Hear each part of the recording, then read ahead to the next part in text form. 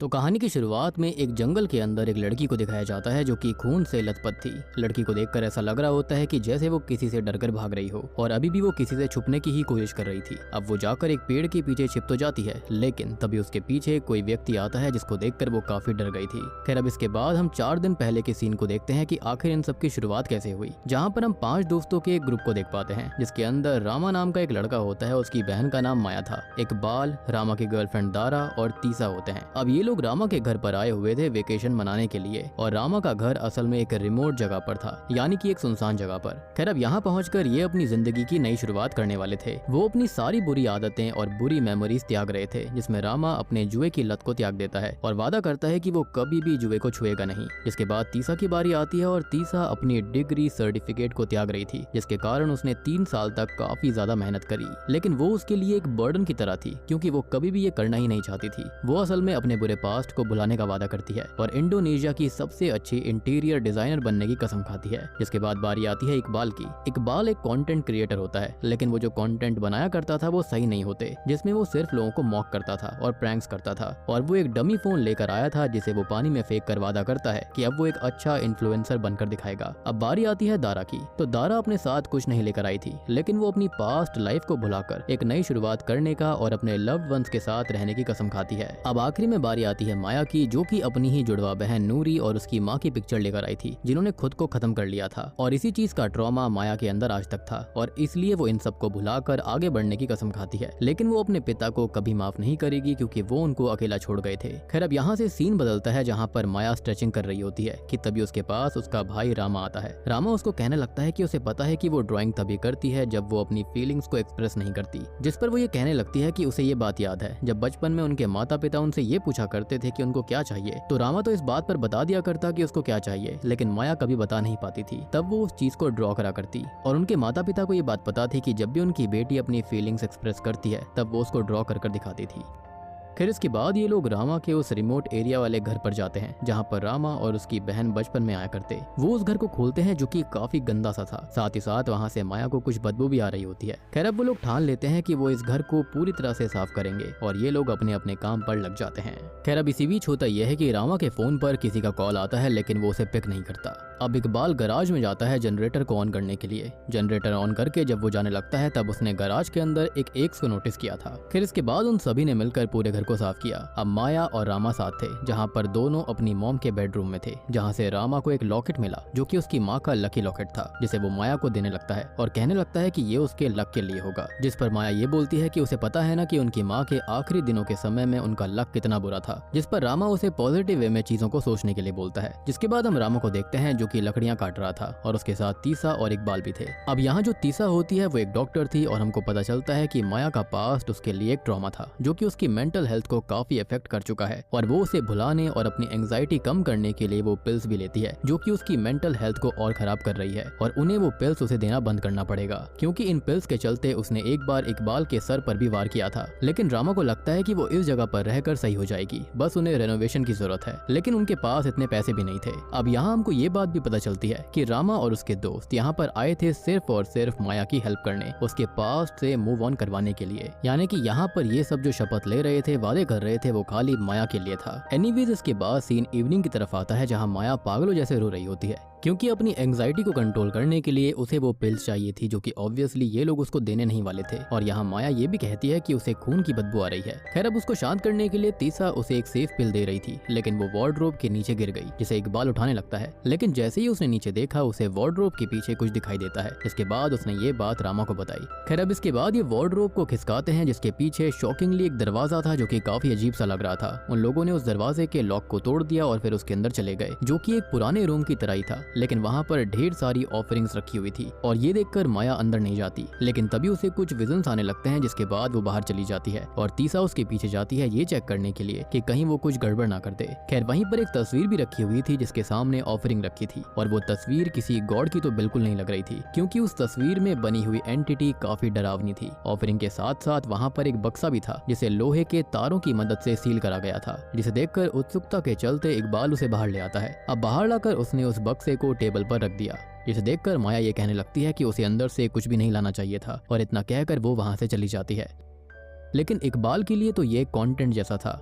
इसलिए वो अपने फोन पर लाइव आकर वो बॉक्स ओपन करना शुरू कर दिया, जिसके अंदर से उसे एक बॉक्स मिलता है और उस बॉक्स में थी एक किताब जो कि कहीं से भी एक आम किताब नहीं लग रही होती। और जिस किसी को ये सीन देखकर कुछ याद आया है तो जल्दी से कमेंट सेक्शन में बता दीजिए। एनीवेज, इकबाल ने उसका पहला पन्ना खोला जिसमें वही एंटिटी की फोटो बनी हुई थी जो कि उस रूम के अंदर थी जिसके सामने ऑफरिंग रखी हुई थी। दूसरा पन्ना खोलने पर उसे वहाँ कुछ लिखा हुआ मिलता है जिसे वो पढ़ने लगता है और उसके अंदर लिखा हुआ था कि मेरी रानी, मैंने तुम्हारे लिए एक सैक्रिफाइस तैयार किया है और मैं इस दरवाजे को उसके सोल्जर्स के लिए खोल रहा हूँ। और इतना बोलते ही जंगल में से एक एंटिटी जाग जाती है और तभी हवा के झोंके से इकबाल के पास वाली खिड़की खुल जाती है और साथ ही साथ लाइट्स भी फ्लिकर होने लग गई थी। और ये बात तो हमको समझ आ जाती है कि ये किताब जो कुछ भी थी वो कोई मामूली किताब नहीं थी और इस किताब के अंदर एक शैतान को जगाने की ताकत थी। खैर, इन सब के साथ साथ इकबाल के फोन का नेटवर्क भी चला गया था। अब दूसरी ओर माया ड्राइंग बना रही होती है और वो ड्राइंग एक एंटिटी की थी जिसकी जीभ काफी लंबी होती है। अब इसी बीच दरवाजा खुलता है और बंद होता है। माया का ध्यान अब दरवाजे पर जाता है, लेकिन जैसे ही उसका ध्यान उसके स्केच की तरफ आता है उसकी ड्राइंग गायब हो गई थी। लेकिन तभी उसे वो एंटिटी दिखने लगती है जो कि उसने अपनी ड्राइंग बुक के अंदर बनाई थी, यानी कि किताब के अंदर बनाई गई एंटिटी उसके सामने सच में आ चुकी थी।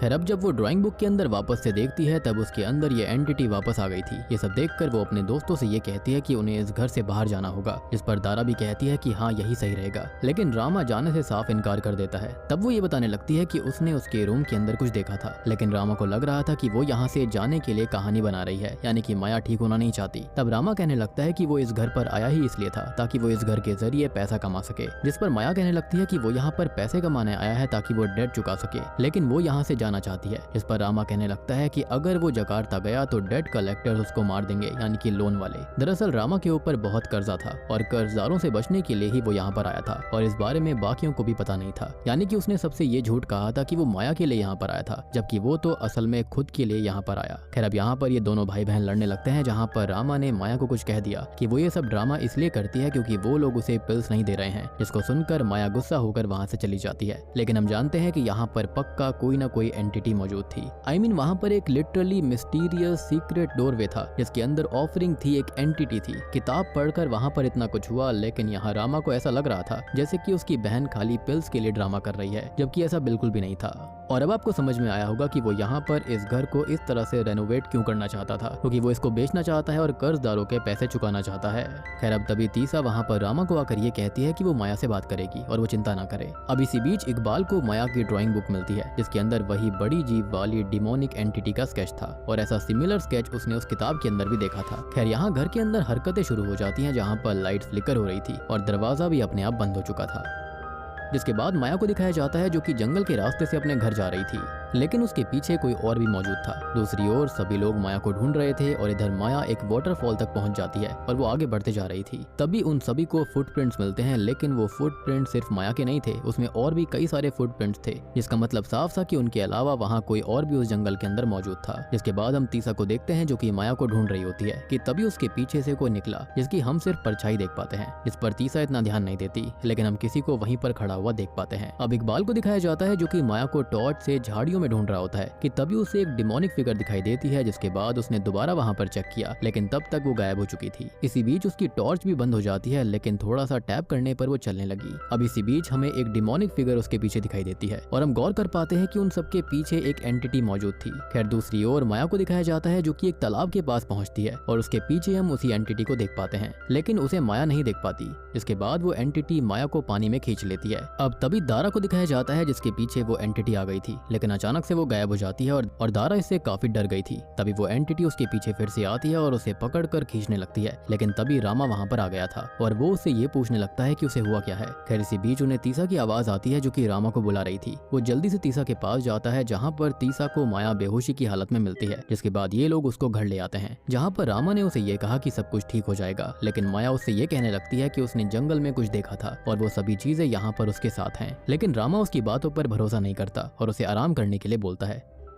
दूसरी ओर इकबाल किताब को देखता है जहां वही एंटिटी किताब के अंदर भी थी और इसी बीच उसके पीछे का दरवाजा खुलता है। जब वो पीछे देखता है तब वहां कोई नहीं था और आगे मुड़ने पर उसके सामने तीसा आ गई थी, जिसको देखकर वो काफी डर गया। तीसा कहती है कि उनके ऊपर मुश्किलें चल रही हैं और वो यहाँ पर किताब पढ़ रहा है, जिस पर वो बताता है कि जो कुछ उनके साथ हो रहा है उसका कनेक्शन पक्का इसी किताब से है। लेकिन इस पर तीसा उसे और डांटने लगती है। खैर, अगले सीन में माया उठती है जहाँ पर उसके सामने वही एंटिटी आ गई थी। अब उस एंटिटी ने माया को आंखों ही आंखों में पजस कर लिया था, जिसके बाद बाद माया अपने बेड से उठती है और शीशे के अंदर देखती है, जहाँ पर शीशे में माया का डिमोनिक वर्जन था। और तभी अचानक से वो शीशा टूट जाता है, जिसका एक टुकड़ा लेकर माया अपना हाथ काटने लगती है कि तभी वहाँ पर रामा आता है और अपनी बहन को ऐसा करने से रोकता है। जिसके बाद इन लोगों ने उसको पट्टी करी और फिर तीसा ने माया को स्लीपिंग पिल्स देकर सुला दिया। खैर, अब माया को सुलाने के बाद ये बाकी लोग सभी साथ में बैठे थे, जहाँ पर वो रामा से उसके डेट्स के बारे में पूछने लगते हैं, जिस पर रामा उन्हें पूरी बात बताता है। दरअसल रामा ने किसी से कर्जा लिया था ताकि वो जुआ खेल सके, यानी कि उसको इसकी लत थी, लेकिन जुए के अंदर वो बुरी तरह से हार गया और जिन लोगों के साथ वो खेला करता था वो काफी खतरनाक थे, डॉन लोग थे और उनका ही कर्ज उनके पास है और अगर वो जकार्ता वापस गया तो वो लोग उसको पक्का खत्म कर देंगे और इसलिए रामा यहाँ से नहीं जाना चाहता। दूसरी ओर हम माया को देखते हैं जो कि उठकर उस किताब के पास जाती है, जहाँ पर किताब के पन्ने अपने आप पलट गए थे, जहाँ पर उसने वो चीजें पढ़ी जो कि किताब के अंदर लिखी हुई थी। वो कहती है कि मेरी रानी, मैं तुम्हारे लिए अपनी बॉडी को प्रिपेयर कर रही हूँ और तुम इसके ऊपर टेक ओवर कर लो। और इतना कहते ही ये एंटिटी उसके अंदर घुस जाती है, जिसके बाद माया ने एक एक्स अपने हाथों में उठा ली थी और वो उन चारों के पास चली जाती है, जहाँ पर माया को देखकर ये सभी लोग उसे रुकने के लिए कहते हैं, लेकिन माया उस एक्स को उनकी तरफ फेंक देती है, लेकिन इससे किसी को चोट नहीं आई थी, जो कि काफी अच्छी बात थी। तभी माया उनको ये कहने लगती है कि वो सब खत्म होने वाले हैं और इतना कहकर वो जोर से चीखती है और उसकी चीख से वहाँ पर हड़कंप मच गया था।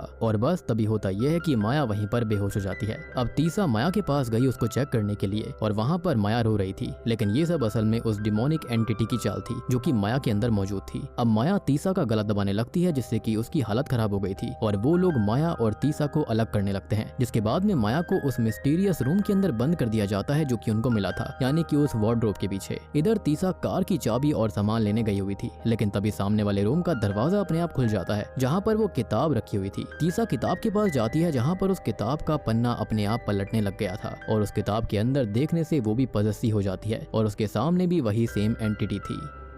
तभी रामा डॉक्टर के पास जाने के लिए सजेशन देता है, जिस पर इकबाल ये कहने लगता है कि डॉक्टर उसे ठीक नहीं कर सकता क्योंकि माया पजेस्ड हो गई है। इतना कहकर वो तीसा को ढूंढने निकल जाता है। तभी हम देखते हैं कि तीसा घर के कोने में बैठकर अपनी जीभ और गले को काट रही थी और ये सब उस किताब में लिखा हुआ था। तभी उसके पास इकबाल आता है और यहाँ तीसा इकबाल के हाथों में गिर जाती है। अब जब इकबाल ये देखता है कि तीसा ने अपने ही गले को काट लिया है तो वो काफी डर जाता है और इकबाल अब डर के मारे रामा को आवाज लगाता है। जिसके बाद रामा उसके पास आ गया था, जहाँ उसने तीसा को जख्मी हालत में पाया, जिसके बाद वो दोनों मिलकर तीसा को बेड पर लेटा देते हैं, लेकिन तब तक वो अपना दम तोड़ चुकी थी। दूसरी ओर दारा गेट के बाहर खड़ी हुई थी कि तभी माया उसको आवाज लगाने लगती है और वो उसे रोते हुए दरवाजा खोलने के लिए कह रही थी। वो उसे इमोशनली मैनिपुलेट कर रही होती है। इसके बाद दारा ने दरवाजा खोल दिया था, लेकिन उसे ये नहीं पता था कि ये उस एंटिटी की चाल थी और तभी माया उसके ऊपर हमला कर देती है। वो उसे लगातार पीट रही थी और वो उसे खत्म कर ही देती, लेकिन रामा और इकबाल सही समय रहते उसको पकड़ लेते हैं। लेकिन इसके बाद वो रामा को भी मारने के लिए आगे बढ़ने लगती है, लेकिन इसी बीच इकबाल माया को उसी हथौड़ी से मारकर बेहोश कर देता है।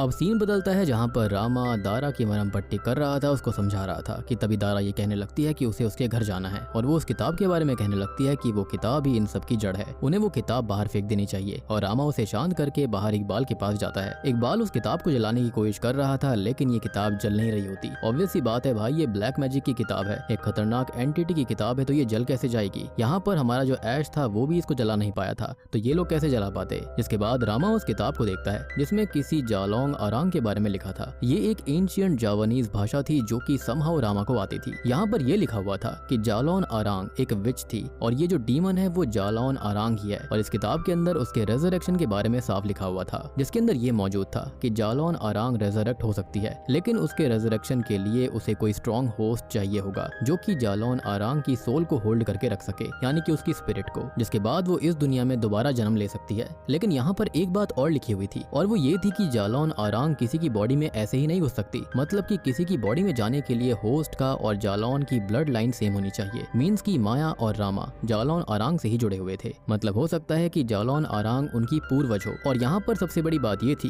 कि जालौन अरांग को मारने के तरीके के बारे में बताया गया था, जिसमें 3 तरीके थे। तरीका नंबर 1 कि उसको जला दो, दूसरा तरीका उसकी बॉडी को ही जिंदा दफना दो, और तीसरा और आखिरी तरीका था कि उसकी बॉडी के 7 टुकड़े करके उसको दफन कर दिया जाए। और ये सब चीजें तो मुझे लगता है कि साफ साफ इविल डेड से ली गई हैं, यानी कि शैतान जाग उठा। लेकिन अब ये सब सुनकर रामा कहने लगा कि वो उसकी बहन को नहीं खत्म कर सकता और ना ही वो माया को किसी और को खत्म करने देगा जिसके अंदर जालौन अरांग थी। तब इकबाल उसको समझाने लगता है, लेकिन वो नहीं मानता। ऑब्वियस ही बात है, कौन भाई इस तरह से करना चाहेगा। जिस पर इकबाल अब ये कहने लगता है कि वो उसे उसकी तरह से देख लेना, जिस पर रामा ये कहता है कि वो अब अपने तरीके से काम करेगा और अगर वो फेल होता है तो आगे इकबाल को जो करना है वो कर सकता है। अब दूसरी ओर दारा के हाथों में दर्द हो रहा था और उसके हाथों के अंदर कुछ हलचल होती है, जिसको देखकर वो अपने हाथों में फोर्क को स्टैब करने लगती है, यानी कि कांटे को। जिसके बाद उसने एक बड़ा चाकू लिया था अपने हाथ को ही काटने के लिए, और तभी वहाँ पर रामा और इकबाल पहुंच जाते हैं। रामा यहाँ पर दारा को रोकने की काफी कोशिश कर रहा था, लेकिन वो अपने हाथ को ही काट देती है। जिसके बाद वो उनके ऊपर हमला करने आगे बढ़ रही थी और उन्हें ये कहने लगती है कि वो खत्म होने वाले हैं। और हम जानते हैं कि ये एक तरह का इन्फेक्शन है जो कि जालौन अरांग की वजह से हुआ था। जिसके बाद में दारा वहीं पर बेहोश हो जाती है।